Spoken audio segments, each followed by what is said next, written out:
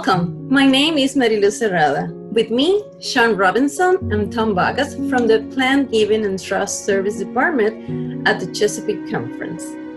In this short video, we will be discussing the potential impact of the Coronavirus Aid, Relief, and Economic Security Act, CARES Act, has on donors to charitable organizations.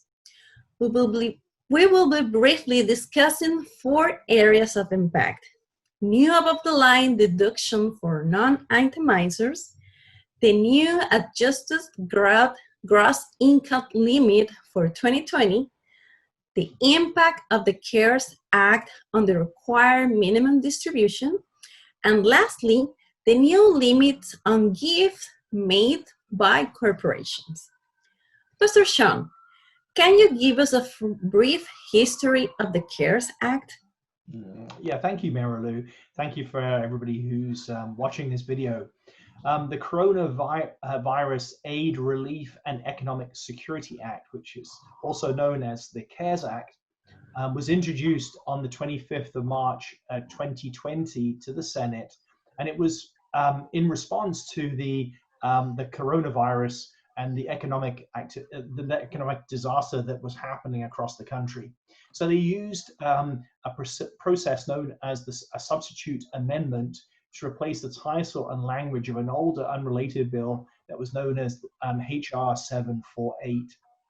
This meant that the legislature was able to move forward very quickly, and President Trump then signed the bill into law on the 27th of March 2020. So that gives you kind of like a quick summary background of the history of the act. Thanks, Pastor Sean. One of the major impacts of this legislation is how it impacts non-itemizing taxpayers. Mr. Tom, can you help us understand this aspect of the CARES Act? Sure, Mary Lou. This is one of the great parts of this law. With recent changes to the tax laws, fewer and fewer people have been itemizing. In fact, only about 6% of our population here in North America itemize on their taxes today. That leaves 90% of us who are better who don't.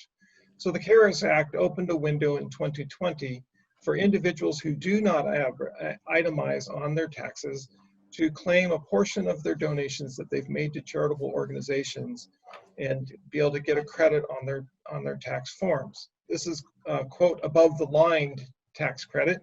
It's similar to the tax credit teachers use for their teacher expenses.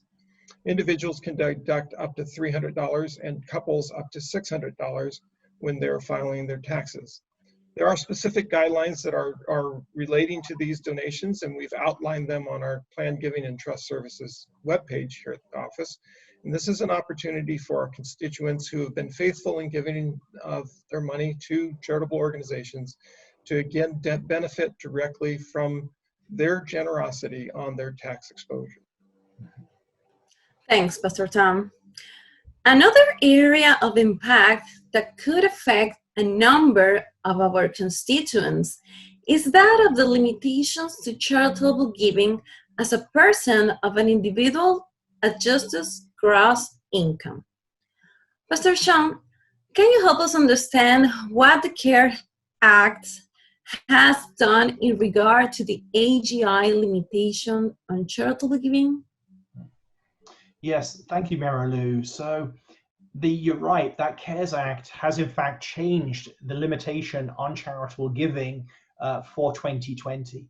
Now, in the past, the limit on charitable giving or giving to various charities was set at 65% of the adjusted gross income of the individual or a couple if they were filing jointly. So this adjusted gross income is affectionately known as or referred to as AGI, which was the acronym that you used a short while ago, Marilu. So this limit now for 2020 for cash gifts has been raised to 100% of one's adjusted gross income, or AGI. So what was 65% is now 100%. And of course, we want to remind our constituents that there are more criteria that we need to follow to ensure if you're giving and you're being generous to or through this method that you're aware of, we've placed some of that again information on the Planned Giving and Trust Services website for the conference. Thanks, Pastor Sean. As with any financial decision, we encourage our constituents to speak with their qualified financial advisor when working through these issues. Pastor Tom, let's turn our attention to retirees or those who may be having to take a required minimum distributions from a retirement plan. Thanks, Mary Lou. Yes, this is also another area of importance for retirees in particular. Retirees are often required to take a required minimum distribution from their 401 or other retirement accounts. And this is an opportunity for those who are not currently needing the funds to live on to postpone that required minimum distribution and not take it in the year 2020. This, in effect, will reduce your income for the year 2020 and thereby lowering your tax liability. For those who are using their required minimum distribution to fund their offering donations, this is still a beneficial process that can be used, and it can also reduce your income for any given year. And as with each of these topics, we have more information on our Planned Giving website. Thanks, Pastor Tom. Well, we are coming close to the end. Pastor Sean, there's one last aspect of the CARES Act that we want to just briefly look at. What impact has the CARES Act had on financial gifts made by corporations to charitable organizations? Yeah, Marilu, you're right. And the interesting thing is that this, for many people, will not be an aspect of the CARES Act that will affect them. But if you're in some way involved in a corporation where tax planning and their charitable giving, you get an opportunity to have some say or influence, this will be a place where you'll be able to make some changes.